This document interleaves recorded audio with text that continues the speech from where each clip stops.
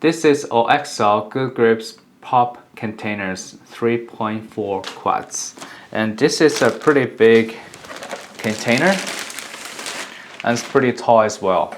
You can put a lot of stuff inside this. You can put a longer spaghettis or cornmeals or any other grains inside this. Let's check the quality. This is made of plastic, a pretty hard plastic. You see when I press, the shape changed only a bit. I really pressed really hard. But you know, the harder the plastic is easier to get cracked. So if you drop it, probably gonna be cracked. So just be careful when you handle this. On the bottom, there are 4 little knobs for better stable. So when you put your stuff inside, and basically just press it. You see, after you press, it seals automatically.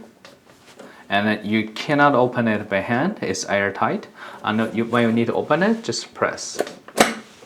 Okay, just like this. It's very easy and very safe to handle by the kid. So they just come here, if they want to grab something, just push. But it probably is not this bigger one, probably smaller size. You can just put a kid's stuff inside a smaller container. But overall, everybody can handle this one very easily, just like this. All right, hopefully this video is helpful. Thank you for watching.